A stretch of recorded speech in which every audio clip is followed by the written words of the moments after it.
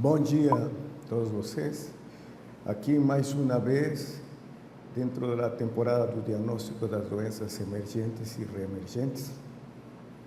E o tema do qual eu agora vou falar é a importância do diagnóstico laboratorial nas doenças tropicais emergentes e reemergentes na procura das evidências em saúde. Este é um tema transcendental no momento atual, dada a importância do incremento deste tipo de doenças que se estão tornando realmente de uma importância inédita para nosso país e nossa região, e que nós devemos entender bem a importância desse diagnóstico laboratorial nesse contexto. Bem, em primeiro lugar, deve ficar bem claro de que para fazer um diagnóstico de uma determinada doença ou um determinado agravo, a clínica continua sendo e é soberana. Obviamente, para nós entendermos mais este aspecto, temos que ter um domínio da fisiopatologia e etiopatogênese ou patogênese do caso que quer ser diagnosticado. Esse seria um. O segundo aspecto são os itens relacionados com a ecobioepidemiologia dessa doença. Em súmula, quer dizer a distribuição geográfica e seus aspectos ecológicos ou aspectos biológicos da mesma. Então, isso é colocado já no início para dentro do diagnóstico. Por quê? Porque no momento atual, nós praticamente fica bem claro que as doenças já não têm mais fronteiras. Agora estamos falando das doenças globais, que os ingleses falam de One World and One Health, as doenças globais dentro daquele mundo, dentro daquele planeta Terra que nós temos.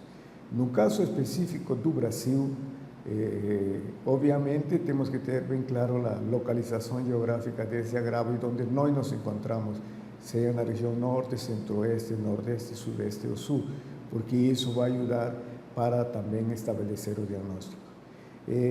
Mas, contudo, nós devemos deixar bem claro que as estratégias de informação, educação e comunicação são importantíssimas para todo médico conhecer e saber disseminar e divulgar dentro do próprio grupo, dentro da própria elite de médicos, mas também com seus pacientes e com seus alunos. Então, são aspectos importantes nesse sentido. O fundamento para o diagnóstico é a clínica, que é soberana, e ter um domínio da ecobioepidemiologia. Então, esses são aspectos que devem ser bem destacados. Um exemplo bem claro que temos aqui é, por exemplo, a malária. Este é um mapa aí na época do ano 2008, onde mostra que a malária, o diagnóstico realmente é grande parte feito nas áreas onde ela existe, que no caso específico do Brasil é na região amazônica, no norte. Então, aí praticamente mais de 98, 99% dos casos acontecem de malária. Então, isso todo médico deve saber. Entretanto, deve também o médico saber de que existem aspectos relacionados com o agente e com o vector, agente Plasmodium, vector, toda uma série de espécies de gênero Anopheles que estão distribuídos em todo o território nacional. Então, isso que significa? Isso que significa, se porventura algum caso de malária humana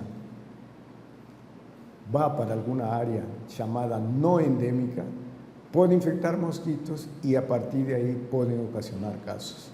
O importante disto, e por isso que é a importância de colocar este mapa aí para vocês, que a grande quantidade de casos que existem e são diagnosticados são na região norte, mas uma minoria de casos que acontecem em áreas não endêmicas também podem surgir E o grande problema é de que esses casos são os de maior risco de letalidade. Então, o que significa isso? Significa isso que nós devemos ter um conhecimento, clínica soberana, saber dos aspectos geológicos, mas também saber de aquelas variantes e aqueles aspectos relacionados com o meio ambiente, migração populacional, que podem gerar casos que, se não são diagnosticados de alguma ou outra maneira, ou por lo menos suspeitados, vem justamente o erro diagnóstico e, no caso da malária, é um grande risco de letalidade. Então, atenção com isso. Clínica soberana, aspectos geobioecológicos importantes. Bem, para nós entendermos bem, como eu falei, a clínica soberana, nós temos que entender os aspectos relacionados a esse agente, a essa doença, em relação a como se gera a doença. Então, aspectos relacionados com a patogênese, com a fisiopatologia dessa doença. Porque a través disso nós vamos a saber os ciclos de vida, o habitat desse agente na natureza ou no meio onde existem as áreas urbanas, seria áreas urbanas, ou seria áreas também rurais ou silvestres. Devemos saber aspectos relacionados com a colonização, com a infecção. Esse agente pode estar em determinada área em uma forma quiescente, que por algum fator poderia ele invadir e causar uma infecção e, portanto, a doença. Então, sabendo tudo isso, nós não apenas vamos a conseguir o diagnóstico dessa doença, sino também saber a evolução, o prognóstico, as complicações e os efeitos colaterais que essa doença pode ocasionar. Então, isso já nos dá uma ideia importante de como pode acontecer esse quadro e como nós podemos identificá-lo. Mas isso mesmo também me vai ajudar a definir como essa expressão de sinais clínicas podem ser detectados através de exames laboratoriais. Então, através disso, nós podemos saber o momento mais adequado para a realização desse exame laboratorial. Então, de acordo a esses ciclos de vida, de acordo a los aspectos de infecção, nós podemos saber o tempo ótimo de poder realizar esse exame laboratorial. Porque, caso contrário, nós podemos perder o diagnóstico. E também, em base a isso, podemos saber qual é o local ou o tecido onde esse agente vai encontrar-se em um determinado momento, seja no sangue, seja algum tecido, pele, músculo ou algum órgão especial. Então, sabendo a patogênese, nós podemos otimizar nosso diagnóstico laboratorial. Mas lembrando, clínica é soberana. Então, através da clínica é que eu vou atrás do exame laboratorial que me vai ajudar. Então, esses são aspectos importantíssimos que nós devemos ter em conta. Um outro aspecto que também devemos considerar é que, além do macroambiente, temos o microambiente. E esse microambiente está constituído em cada um de nós, basicamente por 3 troncos: o sistema imunitário, o sistema neural e o sistema endócrino. Enquanto estes 3 troncos, ou estes 3 eixos, estén em equilíbrio, praticamente o indivíduo se vai manter com saúde, assintomático, sem problema. Enquanto falle algum destes, pode o indivíduo causar problemas no outro sistema e gerar um desequilíbrio e possibilitar de que esse agente infecto-parasitário possa ser viável e ocasionar uma doença. Um elemento importantíssimo dentro deste contexto que desestabiliza isso, que devemos ter em conta, claro, tem certas predisposições genéticas, mas um componente de muita importância no momento atual, através da liberação de determinados tipos de substâncias bioquímicas, é o estresse. Então, é importante isso. Bem, Então, sabendo isso de base da importância da clínica e os aspectos ecobioepidemiológicos, devemos entender o que é o diagnóstico laboratorial.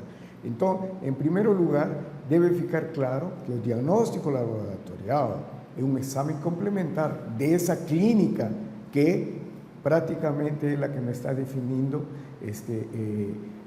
que tipo de exame, como fazê-lo, onde fazê-lo, o momento de fazê-lo. Então, o exame é complementar. Ou seja, isso quer dizer de que não esperemos simplesmente apoiar-nos no resultado do diagnóstico laboratorial para dar um diagnóstico de uma doença. O diagnóstico de uma doença pode já começar a ser feito e com muito peso já desde a avaliação clínica. Então, um bom exame físico, uma boa anamnese, uma boa investigação epidemiológica são fundamentais. E o diagnóstico laboratorial vai colaborar para complementar essa suposição. Então, esse é um aspecto. Mas o diagnóstico laboratorial, qual é o papel? O papel é o mais importante, confirmar o agente, a causa que está determinando essa doença. Mas o diagnóstico laboratorial, dependendo dos casos, ele também me pode orientar. Às vezes tem exames que são inespecíficos, me orienta, me sugere qual é o caminho, qual é o elemento que está alterado e me pode já dar as dicas, diríamos assim, para nós poder estar mais próximo da confirmação causal etiológica dessa doença. Mas também esse diagnóstico laboratorial me vai servir para acompanhamento, ou seja, também me vai avaliar o prognóstico. Então, aqui deve ficar bem claro o seguinte, não? De que para o diagnóstico laboratorial vão existir determinados tipos de exames que, sem dúvida, me vão a confirmar, mas tem uma grande maioria que não me confirmam, apenas me orientam, me sugerem ou me determinam o prognóstico desse caso. Então, isso é importante. Então, para isso, nós temos que esse teste, esse exame laboratorial que nós vamos a utilizar, saber se é válido ou não. Então, temos que ter critérios para determinar a validade desse teste. Então, nós devemos actuar nesse sentido com mais profissionalismo e com menos empirismo. Então, que critérios são para nós poder definir se esse exame laboratorial que vou usar é válido ou não? Então, em primeiro lugar, temos que entender de que para isso a interpretação dos testes estatísticos desses testes são fundamentais. Como isso vai acontecer? Isso vai acontecer da seguinte maneira: saber se o exame é de triagem ou saber se o exame que eu vou utilizar é padrão ouro. O triagem é aquele exame que me vai sugerir, me vai dar o caminho ou me vai a indicar a possibilidade de qual é o agente, mas ele não me confirma. O que me vai confirmar são os testes chamados padrão ouro. Para eu poder determinar isso que eu preciso saber a eficiência desse teste. Ou seja, se se trata de um teste que é rápido, um teste que é dinâmico, preciso saber também se esse teste é eficaz, ou seja, se é um teste durável, um teste de qualidade, um teste que já foi devidamente testado, avaliado e definido como de importância para o diagnóstico dessa doença. Em súmulo, que coisa é o que eu preciso? Ver a efetividade do teste. O que significa a efetividade? Ver o teste que é eficiente e eficaz. Então, esses são critérios importantes que nós devemos ter para definir qual é o teste que nós vamos usar no diagnóstico. Então, para isso, preciso saber que o teste é confiável e é preciso. Para isso, preciso saber o custo-eficiência ou o custo-benefício que esse teste me vai fornecer. Então, dessa maneira, eu posso definir se realmente o teste que vou usar é o teste mais apropriado. Então, voltando ao início, para determinar a validade do teste, eu tenho que definir se vou usar de acordo ao momento, ao caso ou à situação, de acordo aos aspectos de custo, eficiência, ou de custo-benefício, para determinar se um teste é de triagem. Testes de triagem são aqueles de alta sensibilidade. Quer dizer, eu, em um determinado estudo, sobre todo para estudos populacionais, ou determinar dentro de um grupo de pacientes, ou em um paciente mesmo, se se trata de uma determinada doença, eu vou, através deste teste, vou a ter a alta sensibilidade, quer dizer, vou a ser muito, diríamos assim, cauteloso em utilizar este teste, que me vai definir a possibilidade de várias doenças que estão envolvidas aí. A grande vantagem é que me pega todo esse grupo onde está incluída a doença que eu quero determinar. Mas tem, diríamos assim, o problema que pode também diagnosticar falsos negativos, entendeu? Falsos positivos, perdão. Então, pode ser que saiu positivo, mas a doença não é. Mas a doença pode estar entre isso. Então, por tal razão, eu vou precisar de um teste padrão ouro. Um teste que, sem dúvida, me vai dizer esse é o agente que você está procurando. Na realidade, o ideal sempre seria que um mesmo teste seja altamente sensível e altamente específico. Quando falo altamente sensível, quer dizer que tenha acima dos 90% de sensibilidade e lo mais próximo de 100% de especificidade. Esse seria um teste ideal. Mas, às vezes, não é possível ter um teste ideal dessa maneira, que seja um padrão ouro. Então, às vezes, tenho testes de alta sensibilidade que me vão a conduzir, me vão a sugerir para eu poder ver a possibilidade de confirmar minha doença. E aí vou utilizar um teste padrão ouro. Um exemplo bem claro, que nós vemos, por exemplo, em sífilis, se usa um teste de triagem de alta sensibilidade, que é o VDRL. Mas, se saiu positivo, me cria a dúvida, será que é um falso positivo? Então, eu quero confirmar, então vou um teste de alta especificidade. Nesse caso, uso os testes treponêmicos, o FT-ABS, que me vai dizer, se positivo, realmente estamos diante de um caso de sífilis. Entenderam? Então, sensibilidade me pega todo o grupo populacional, inclusive alguns falsos positivos que eu preciso determinar. E a especificidade, sem dúvida, me detecta o quadro específico, o agente etiológico específico dessa doença. Então, esse é um aspecto importante que nós devemos ter bem claro. Um aspecto dentro desse contexto que devemos separar é qual é a diferença entre precisão e exatidão. Nós, geralmente e idealmente, o que nós queremos que seja um teste exato e preciso. Que coisa é um teste exato e preciso? É um teste que praticamente ele se manteve constante em sentido de ser repetitivo e em sentido de ser exato. Então, sempre vão a sair resultados dentro do alvo esperado. Então, esse é o ideal dos testes. Mas, atenção, podem ter testes que são precisos, mas não são exatos.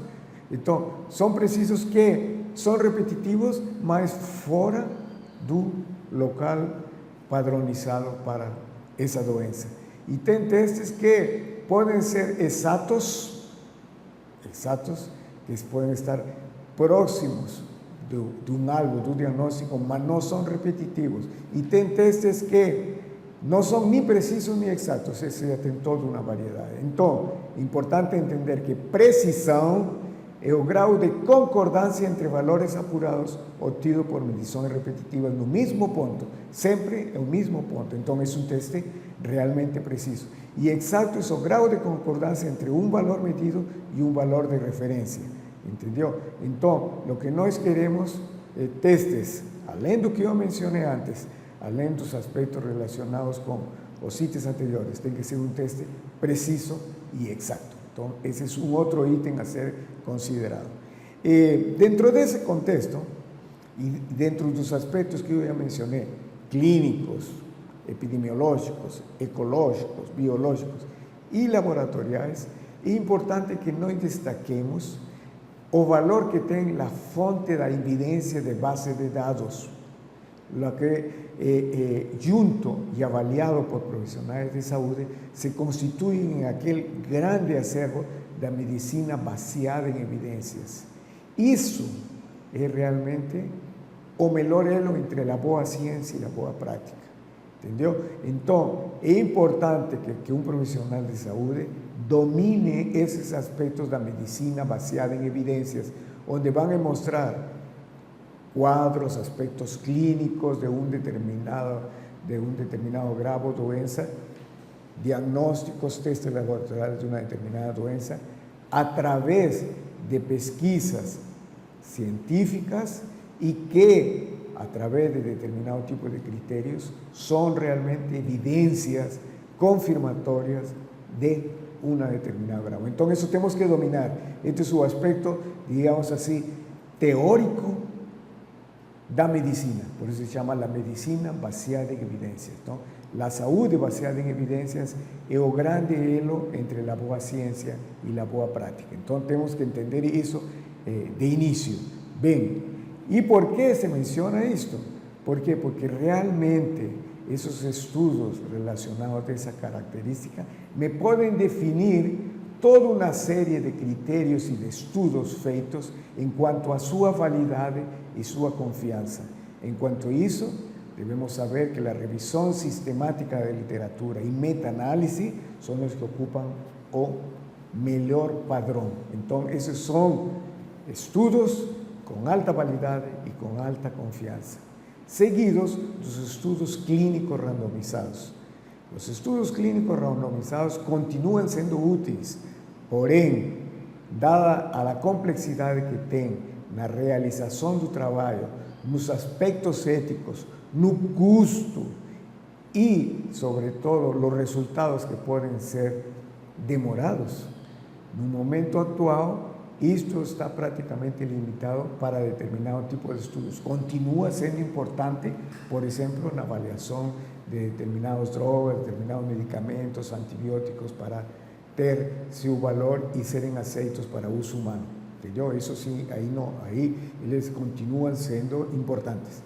Entretanto, já estudos feitos sobre um determinado diagnóstico de uma doença, um determinado exame laboratorial, a revisão sistemática e meta-análise se constituem os de maior peso, mas precisam de elaboração de um projeto bem definido e de estabelecimento de objetivos e de uma metodologia que incluya critérios bem caracterizados em quanto a inclusão e exclusão de trabalhos para podermos nós dar um valor. Então, após isso, se pode fazer uma meta-análise, comparação de dados e poder dizer, este é o melhor teste, esta é a melhor forma de fazer um diagnóstico clínico, etc, etc, não? Entendeu? Então, isso é importante que se tenha em conta, não?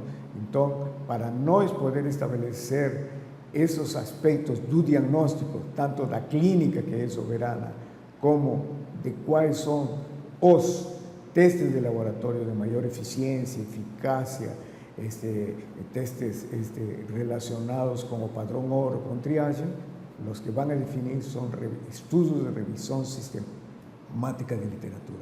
Então, é importante que se tenha, esses são os níveis de evidência importantes. E isso nós podemos saberlo e observarlo em diversos tipos de trabalho e estudos que aparecem na literatura ou nos livros. Um exemplo que é importante que eu coloque é no sentido de que existe toda uma variedade de bibliografia, tanto em português, ou já traduzida ao português, como em inglês, onde mostram e reforçam esse aspecto importante, não? De que a revisão sistemática de literatura é a que está no ápice deste tipo de estudos e que lá no final, no último andar, diríamos assim, a pesquisa clínica de experimentação em animais ou as pesquisas básicas em vivo são os que menos peso têm para ter importância na definição de um determinado diagnóstico dessa doença. Aqui eu coloco para vocês, e é importante que se veja, um exemplo disto. Este é o livro de Medicina Ambulatorial, onde as condutas de atenção primária são baseadas em evidências. Bruce Duncan e seus coautores elaboraram muito bem isso para definir os critérios para el diagnóstico y los exámenes laboratoriales que serían recomendables basados en evidencia. Entonces, con esos criterios, él puede definirse de que fueron considerados dentro de la calidad de la evidencia en esos sistemas una grade, ¿no? Que tiene una calidad de evidencia alta, una calidad de evidencia baja. La alta es nivel A, la baja es nivel D. Entonces A, B, C, D. La D es la de menor evidencia que se tiene. Mas ¿a qué se llama evidencia alta? Evidencia alta es aquella en la que existe una fuerte confianza de que el verdadero efecto esté próximo de aquel estimado. Entonces realmente sería o ideal. ¿Qué cosa es una muy baja? Muy baja es aquella confianza en la cual es muy limitada y es posible que el efecto verdadero realmente sea diferente del estimado. Entonces esos son los dos extremos. ¿Para qué sirven eso? Para nós poder definir los de un nivel A o qué hacer. Nuevas pesquisas, no hay necesidad de nuevas pesquisas. O nivel D, há necesidade sim e deve ser visto isso realmente para ver tudo o possível na procura de uma verdadeira avaliação de isso. Então, é importante que se veja. Os de nível A são os ideais, são os que mais valor me vão a dar, tanto para a avaliação clínica, laboratorial ou aspectos epidemiológicos en ese sentido, ¿no? Entonces, ¿cuáles son las fuentes de evidencia? Nivel A. Entonces, ahí caímos en lo que estaba mencionando antes. Entonces, son ensayos clínicos randomizados en grupos paralelos que tienen controles adecuados y bien conducidos, ¿no? En algunas situaciones, inclusive, pueden ser estudios observacionales, estudios de cohorte o estudios caso-controle, mas lembrando, estos son de menor peso si nos consideramos los ensayos clínicos randomizados. Y esto estamos hablando a ese nivel, ¿no? Mas, acima de todo esto, es lo que yo mencioné, están las revisiones sistemáticas de la literatura bien definidas. Entonces, de esa manera, se pueden hacer tabelas de diversos tipos, donde se pueden observar los niveles de evidencias observadas en determinado tipo de temas o de artigos, ¿no? Para terapia, prevención, etiología, aspectos de pronóstico, aspectos de diagnóstico, donde nos vamos a ver que los de nivel A son aquellos que yo mencioné, ¿no? Son exhibidos en revisiones sistemáticas, ¿no? Entonces, eso es importante y eso es lo que yo quiero destacar, la importancia de ustedes en su literatura para tomar una decisión clínica y o laboratorial. Los estudios de revisión sistemática son fundamentales para dar un criterio de evidencia importantísimo. Entonces, ya ese conocimiento, no podemos ver de que hay determinados exámenes que ya son tradicionales, bien conocidos, y que no precisan ser en términos generales. Estoy hablando así de avaliación clínica, de exámenes sofisticados. Un examen de fundo óleo está contemplado que realmente in vivo es un mejor examen que muchas veces ya nos conduce directamente al diagnóstico de determinadas doenças. Entonces, el fundo de óleo es fundamental dentro de la medicina interna, dentro de la clínica médica para el diagnóstico de varias doenças. Todo médico debe tener los fundamentos básicos para entender o fundo de óleo e não deixar apenas na área da oftalmologia para eles poderem definir. Então, o fundo de óleo, já dentro do exame, é importantíssimo como um exame viável, pouco invasivo e evidente, devidamente confirmado. Existem vários tipos de trabalho dessa maneira. Tanto o toque retal como o toque vaginal, muitas vezes, como menciono a veces nas minhas aulas, a ponta do dedo é fundamental para fazer um determinado diagnóstico clínico de uma determinada doença dentro deste aspecto. Estou falando toque retal e toque vaginal, mas la palpação, os exames de pele, los exámenes musculares, todo eso también nos van a ayudar en ese sentido. Esto es simplemente para destacar la importancia de ese aspecto. Ahora, entrando ya un poco más en exámenes, diríamos así, un poco invasivos, lembremos de que ahí nos vamos a precisar tu apoyo ya así de técnicas laboratoriales o inmunodiagnósticas. La primera que quiero destacar es la intrademorreação, por ejemplo, PPD, intrademorreação de Montenegro. Lembrando de que esto trata-se de un teste de memoria inmunológica que simplesmente me va a informar si o indivíduo teve ou não teve contato prévio com esse agente da suspeita, não? Entendeu? Então, este pode ser considerado como um teste de triagem. Em determinados aspectos, quando é muito evidente, por exemplo, um PPD acima dos 10 milímetros e melhor ainda acima dos 15 milímetros, me confirma definitivamente, sem dúvida, que estamos diante de um caso de tuberculose. Lo mismo acontecería no caso de tratarse de un paciente con una suposta leishmaniose y sobre todo la leishmaniose polar, la cual es una leishmaniosis en la cual el individuo está reagiendo, entonces también un teste ya puede ayudarme a confirmar el diagnóstico. Entonces este sería un teste intradérmico, poco invasivo, que me va a ayudar en determinados casos a hacer una triagem y en otros casos ya prácticamente me informa la doença.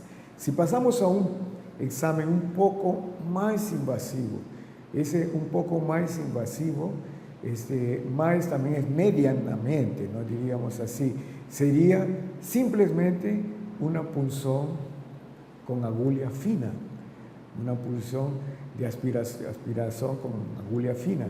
Y esto me va a ayudar para el diagnóstico, no apenas como siempre se destaca para el diagnóstico de tumores, cáncer de mama, me ayuda para determinar cualquier tipo de lesión superficial que esté siendo suspeita y que nos queremos avaliar. Entonces puede ser directa, dependiendo de los casos, si es líquida o con ayuda de solución salina estéril, y a través de eso va a hacer una punción de ese local suspeito y solicitar luego de esa aspiración, além da cultura, GRAM y estudios de ese tipo, puedo pedir ya exámenes histológicos o exámenes biológicos en la procura de ese agente. Entonces, la punción do aspirado con agulha fina es un examen también muy valioso, poco invasivo, que me va a ayudar a eso. Y existen otros, como aquí coloqué un ejemplo, ¿no? La punción de médula ósea, mas también la punción licórica también ayuda también en ese sentido, ¿no? Entonces ya es un poco más invasiva, mas también es fácil, puede ser feita por cualquier un médico que fue entrenado con esa finalidad, y no precisa ser necesariamente especialista, porque no tiene nada de complicado en ese sentido, solo que obviamente precisa ser entrenado para ejecutar eso. Entonces, a través de la punción de médula ósea, além de doenças hematológicas, tem vários tipos de doenças bacterianas, virais, parasitológicas ou micológicas que podem ser diagnosticadas e obter um resultado lo mais rápido e, em todo caso, aguardando uma cultura, dependendo de cada caso. Então, essas são técnicas diagnósticas que devemos ter sempre presentes como umas medidas que, após um bom exame clínico, são viáveis, pouco invasivas e podem ser realizadas por qualquer dos médicos que não precisam ser especialistas para o diagnóstico. E finalizando este aspecto contemplando aquilo que eu mencionei inicialmente, dentro da avaliação clínica epidemiológica, não devemos esquecer a importância da medicina de viagem nesse sentido, não? Então, para reforçar a importância de uma boa anamnese dos antecedentes epidemiológicos e ecológicos desse paciente que se supõe que ele se deslocou de um lugar para outro e que pode estar disseminando agentes etiológicos como também adquirindo. Então, também são aspectos importantes a serem considerados. Então, o exame de triagem, qual é o papel, aquele que eu mencionei? O exame de triagem, o papel es básicamente dentro de un grupo de posibles hipótesis determinar con alta sensibilidad si esa sospecha diagnóstica está dentro de eso. Entonces son testes de alta sensibilidad. Y con eso, ¿qué yo faço? Geralmente los testes de triagem, além de serem rápidos, fáciles y baratos, nos fornecen un diagnóstico precoce, lo que es fundamental para el pronóstico de muchas de estas doenças de infección. Entonces, es importante que se vea la importancia de los diagnósticos de triagem. En determinados casos y dentro de las políticas de salud pública, estos exámenes de triagem también son utilizados como rastreamiento, o sea, para detectar no apenas el diagnóstico, sino la evolución y el pronóstico de un determinado grupo y sobre todo en grandes grupos populacionales. Ahora bien, estoy en una determinada región con pocos, que tienen pocos recursos, en una región remota que no tengo cómo yo conseguir la confirmación de un determinado agente etiológico, mas que el examen de triagem y la clínica me sugieren que puede ser eso.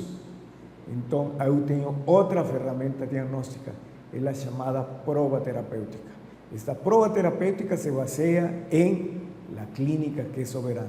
Si yo acho que mi paciente tiene eso y yo no consigo confirmar a través de los testes que yo tengo, mas minha suspeita es que esa, entonces trato a mi paciente con los medicamentos específicos para esa doença y si o paciente en un determinado tiempo recupera, confirmei o diagnóstico.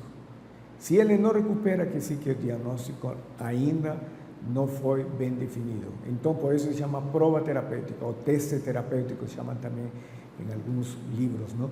Então, a prova terapêutica é a última ferramenta diagnóstica que eu posso utilizar para este tipo de casos nos quais eu não consigo uma confirmação diagnóstica pelo laboratório, pelos exames de triagem, ou não tenho essa disponibilidade. Que coisa é o padrão ouro? O padrão ouro, ou também chamado pelos ingleses gold standard, é o teste confirmatório definitivo. É aquele teste que, sem dúvida, me confirma o agente etiológico. Geralmente isto é feito através de isolamentos, meios de cultura, no caso de aspectos bacteriológicos, virais, fúngicos ou parasitários, entendeu? Então, essa é uma possibilidade. Agora, existem também testes nos quais eu utilizo uma estratégia, não? Então, qual é a estratégia? Eu utilizo, no caso, algum vector que seja um vector específico e definitivo dessa doença, que não esteja infectado, um vector não infectado, e faço uma simulação de lo que poderia acontecer na natureza. Quer dizer, enfrento a esse vector com o possível, o suspeito hospedeiro e lo contamino. É um exame indireto no qual eu vou determinar nesse vector, no caso esse insecto, e no caso, como vocês estão vendo aí na figura, é um xenodiagnóstico, é um determinado triatomínio barbeiro que não estava infectado, lo coloco diante de um paciente suspeito. Se depois de um tempo determinado, que pode variar na faixa dos 30, 40, a vezes dependendo dos casos pode ir até 50, 60 dias, se esse vector, esse insecto aparece infectado, quer dizer que eu consegui reproduzir experimentalmente a doença que estava no indivíduo e la passei para o insecto. Claro, temos que entender bem aquilo que mencionei, que são os ciclos de vida de cada uma dessas doenças. Então, este é um caso específico da doença de Chagas, que eu posso confirmar através de testes indiretos. Então, existe o xenodiagnóstico propriamente dito, que é esse, mas existem também outras possibilidades, e atualmente isso já não é feito devido ao fato, de que diminuiu a doença, dois, de que tem mais utilizado para casos de doença aguda, embora em casos crônicos também pode ter essa importância, e três, pelos efeitos colaterais que pode ocasionar reação alérgica em determinados casos, e a demora que dá, porque vai reproduzir a doença e vai demorar, no barbeiro infectado demora vários dias. Então, esses testes já quase não é utilizado, mas é bom que se mencione, é um teste padrão ouro, não? Porque se realmente consigue esses triatomíneos absorver hemácias infectadas com amastígotas e depois de um tempo determinado que essas hemácias se desenvolvam e se transformem em epi e tripomastigotas, confirmei o diagnóstico de doença de Chagas. São testes que confirmam. Agora, mas tem limitações, obviamente. Uma limitação é que estamos trabalhando com agente vivo. E isso o que significa? Isso significa de que pode ser um risco para aquela pessoa que está trabalhando, para o pessoal do laboratório. O outro é a demora. O outro são os aspectos éticos, não? Em determinados casos, por exemplo, estou com uma suspeita de um paciente que tem um processo infecto-parasitário no sistema nervoso central, ou vamos dizer, na área cardiológica. Então, às vezes, me é difícil eu conseguir abordar o sistema nervoso ou a área cardiológica para isolar o agente. Então, aí tenho essas limitações, não? E o outro, como estava falando, é o tempo, não? É um tempo muito demorado. E o outro, além de tudo, também é o custo. Às vezes são muito caros fazer um tipo desses testes. Então, vários tipos de padrão ouro, praticamente desta categoria, salvo casos muito específicos, continuam sendo feitos. Tem alguns que já não são mais feitos e aí começa a valoração a outros testes indiretos que têm importância ainda. Então, isso é bom que seja destacado. Agora, bem, como estava falando, são meios de cultura e formas de poder determinar isso. E quando se trata, por exemplo, vírus, mas pode ser com bactérias ou com outros, um teste padrão ouro que cada vez está sendo mais, digamos assim, utilizado. No início, pelos aspectos de custo, de complexidade para a realização, não eram considerados e estavam só dentro da área acadêmica científica. Agora, grande parte deles já estão sendo incorporados digamos assim, no uso rotineiro de diagnóstico de várias doenças. Me estou referindo aos estudos biomoleculares. Então, estudos biomoleculares também, sem dúvida, através dos estudos do DNA, através dos estudos do PCR, de randomizado dessas proteínas, então pode definir, sem dúvida, o agente etiológico. Mas, em alguns casos ainda não é possível, porque ainda não foi também estudos. Em outros casos, pode ser que são muito caros, ainda não estão disponíveis, mas tem uma grande vantagem, que são altamente eficientes, altamente eficazes, são muito específicos, e tem um aspecto também importante, um bom grupo deles cada vez está sendo visto para um diagnóstico rápido. Então, também tem essa grande vantagem. Então, esse padrão ouro pode ser também esse caso. Um exemplo claro que eu posso colocar aqui, como um teste de triagem para AIDS, temos o estudo sorológico HIV1, HIV2, eles de alta sensibilidade, podem ter falsos positivos, então não posso definitivamente confirmar, mas para confirmar, eu preciso de uma técnica específica onde vou definir o DNA específico desse possível vírus de imunodeficiência adquirida. Então, esse é o teste de Western blot. Então, em AIDS, triagem, HIV1, HIV2, ELISA, e em exame padrão ouro, um teste de alta especificidade, Western blot. Então, é importante que se entenda nesse sentido. Então, são testes que confirmam. Bem, então, mas como nós vamos abordar esses exames dentro do que estou falando? Esses exames podem ter vantagens e desvantagens, já mencionei algumas. Então, o ideal é que sejam exames laboratoriais diretos, mas a vezes nem sempre é possível.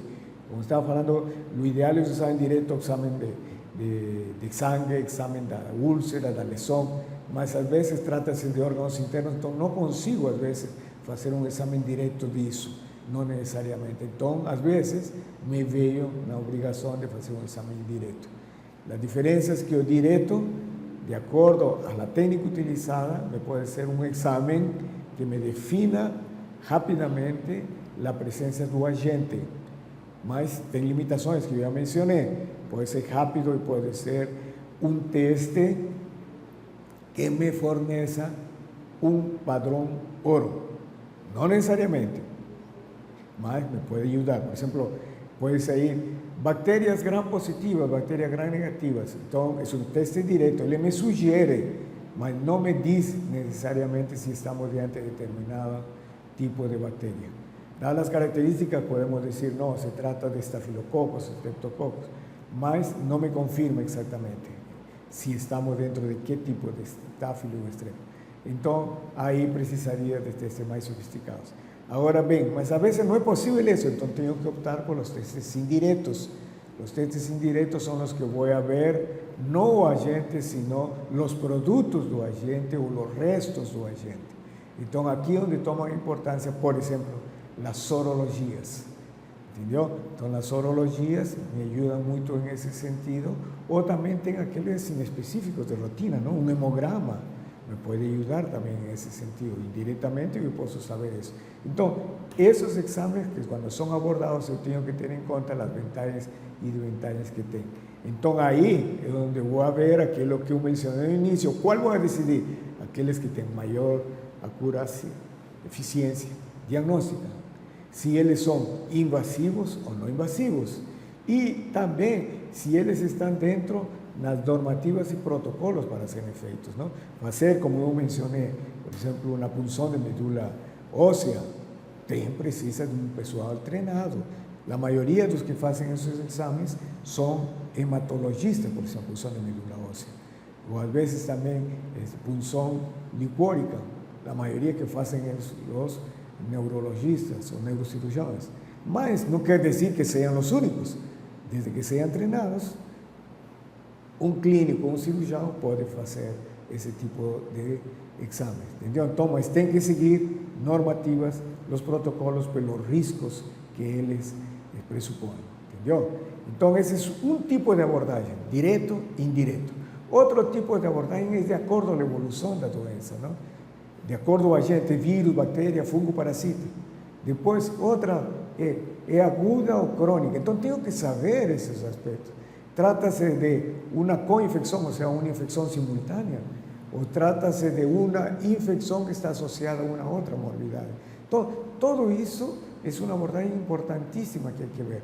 Por exemplo, se eu quero ver um Chagas agudo, tem determinado tipo de exames. Se é um Chagas crônico, determinado tipo de exames. Não necessariamente me vão a confirmar, me vão a sugerir ou me vão a encaminhar para o diagnóstico.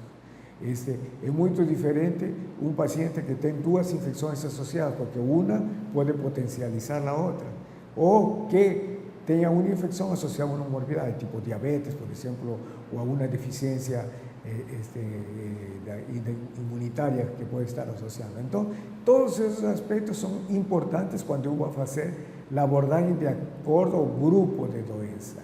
Então, dentro desse contexto, o ideal, e uma coisa que eu estou propondo há muito tempo, e uma coisa que eu aprendi desde a minha graduação, e que eu la reforcei na minha pós-graduação, e que eu estou tentando implementar, tanto a nível dos hospitais, onde eu trabalho ou trabalhei, é a implementação de um laboratório dentro da enfermaria geral.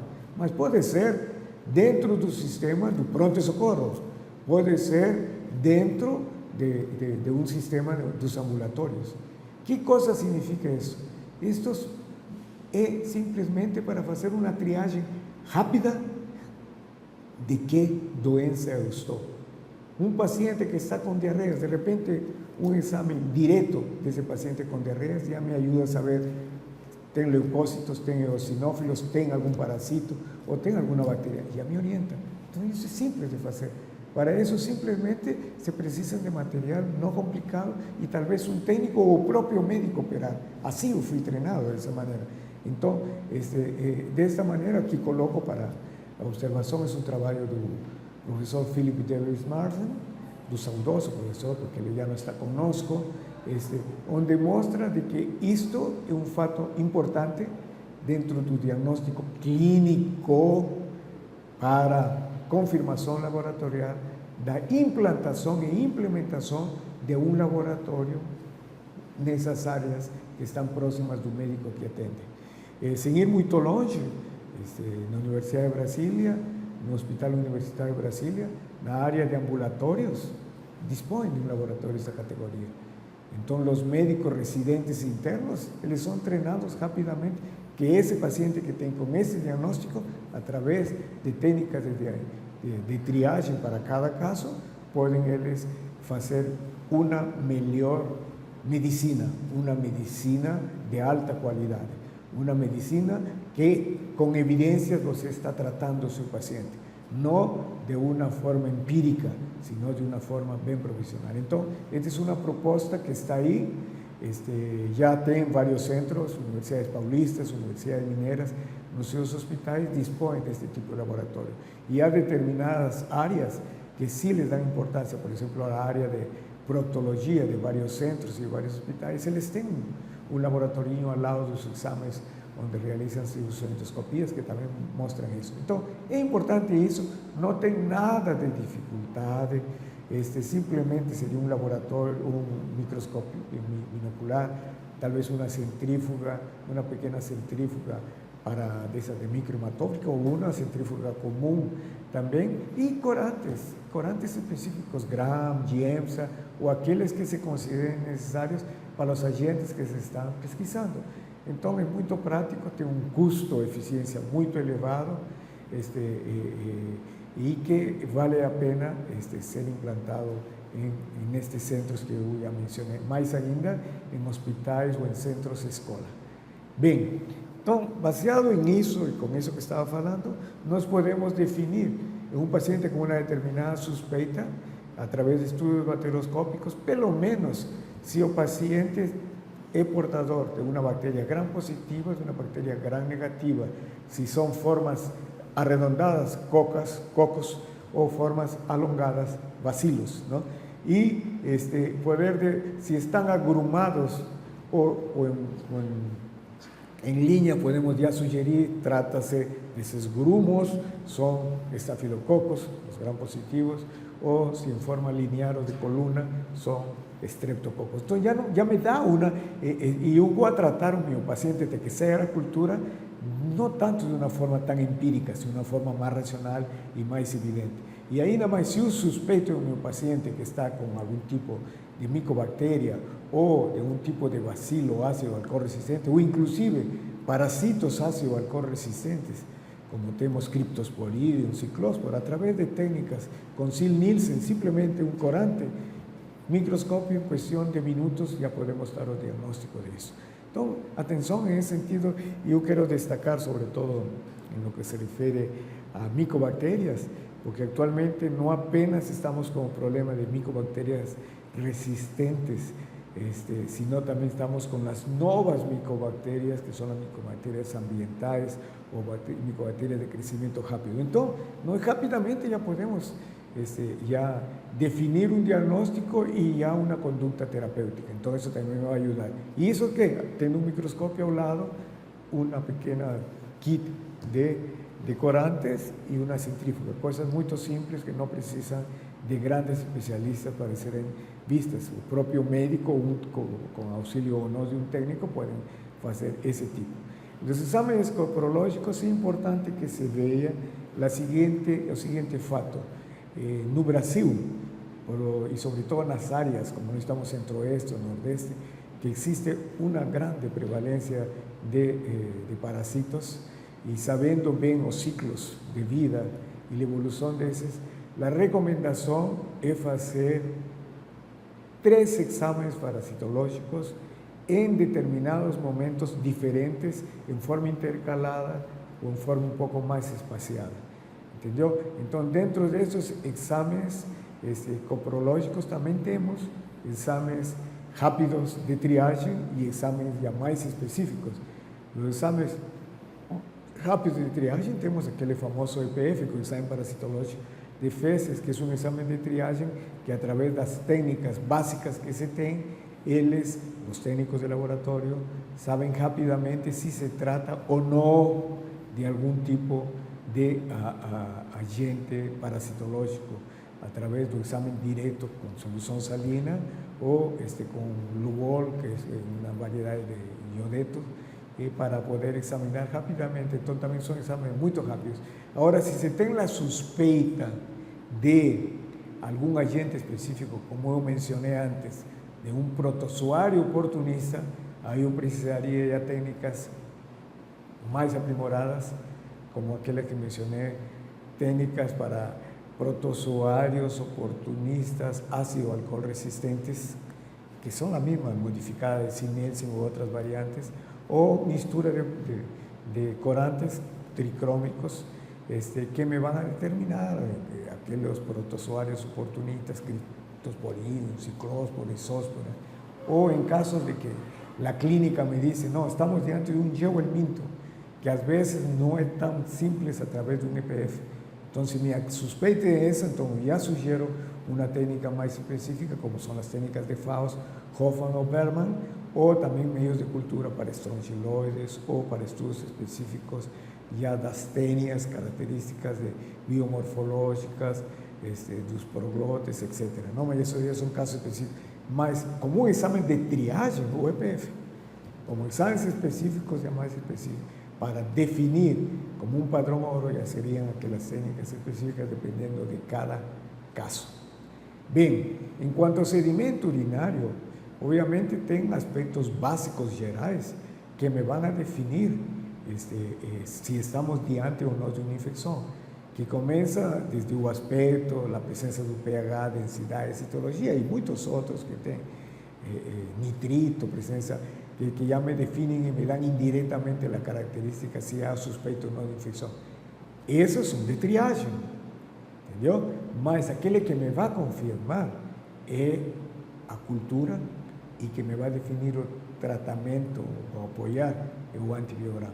Entonces, el sedimento urinario tiene importancia como un examen de triagem y las culturas como un examen padrón oro para definir o agente etiológico bacteriano y o antibiótico sensible.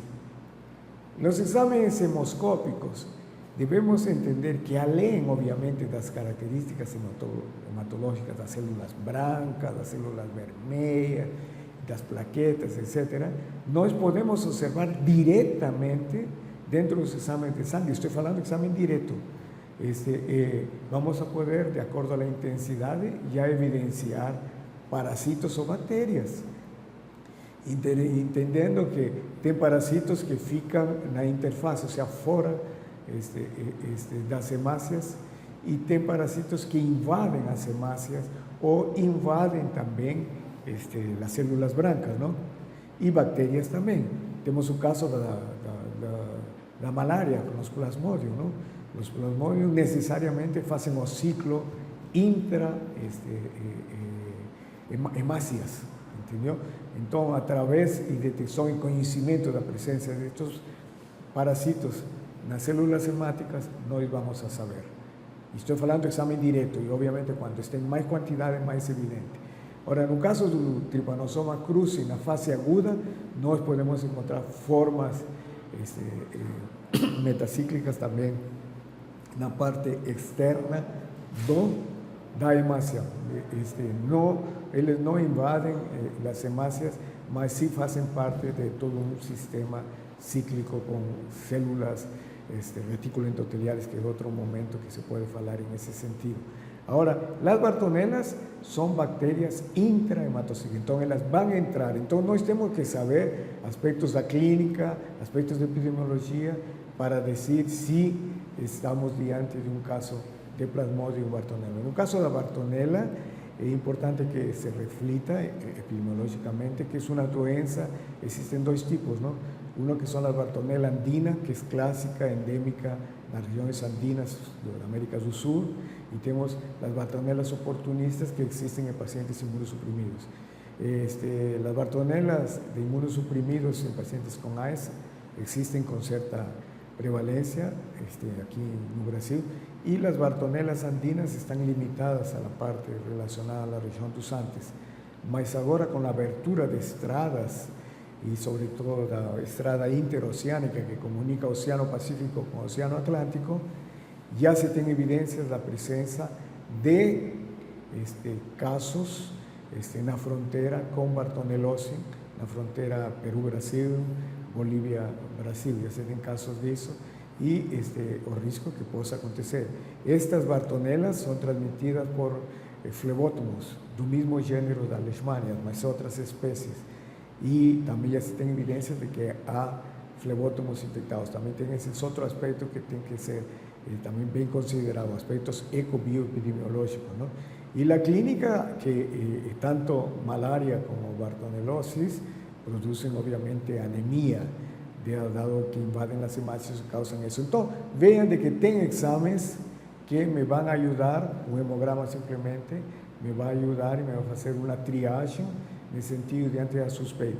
Mas tem exames que me vão a confirmar. Vou encontrar a presença de plasmódios das características próprias, um padrão ouro.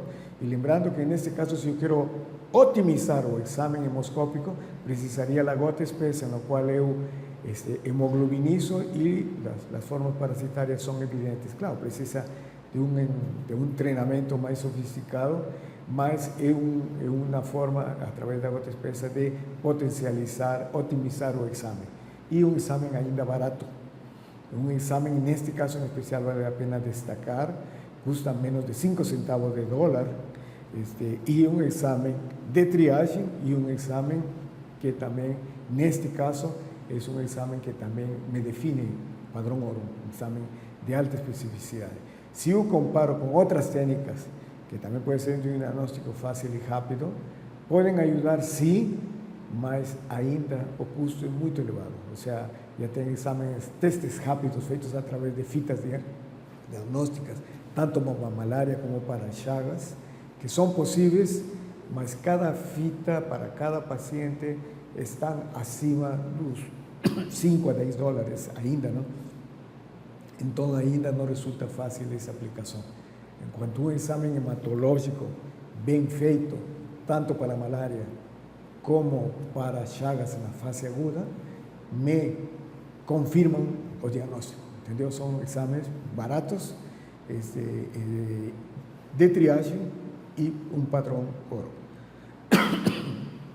Isto para confirmar o que estava falando anteriormente em relação à malária, que as técnicas diagnósticas, a gota espessa continua tendo um valor assim muito importante em relação ao custo-benefício, se nós consideramos com o PCR ou com aqueles testes rápidos, que, embora são altamente sensíveis e específicos, ainda resultam caros. Bem, aqui era só para que vejam a comparação que existe entre o diagnóstico sorológico e o diagnóstico biomolecular. O diagnóstico sorológico tem importância no sentido de ser um teste, ainda inespecífico, indireto, altamente sensível, versus o biomolecular, que é um teste altamente sensível e altamente específico, não? Aí vemos exemplos que eu mencionei para sífilis, VRL, para FTABS, para AIDS, HIV ELISA versus Western blot, para toxoplasma, os testes de avidez, e assim temos com vários, dengue, antivírus, chikungunya, e onde se utiliza inclusive o estudo das imunoglobulinas, sorologicamente, que me determina se a fase aguda ou crônica. Então, aspectos importantes nesse sentido, não? Então, aqui é importante que se valorize isso, e como eu mencionei, o custo-eficiência e o custo-benefício, porque ainda estes testes biomoleculares, embora eficientes, são muito caros. Este é outro exemplo, a técnica de Estrauto, para mostrar doença de Chagas aguda, através de testes feitos em microhematócrito e estudando creme leucocitário, eu posso definir rapidamente se o paciente, no caso uma criança recém-nascida suspeita, ela que pode estar gerando este tipo de quadros de fase aguda, e eu poder determinar de forma rápida, barata, este tipo de exame, não? Este é um outro exemplo que temos, esta é a prova do formol teste, que determina a hipergamaglobulinemia, que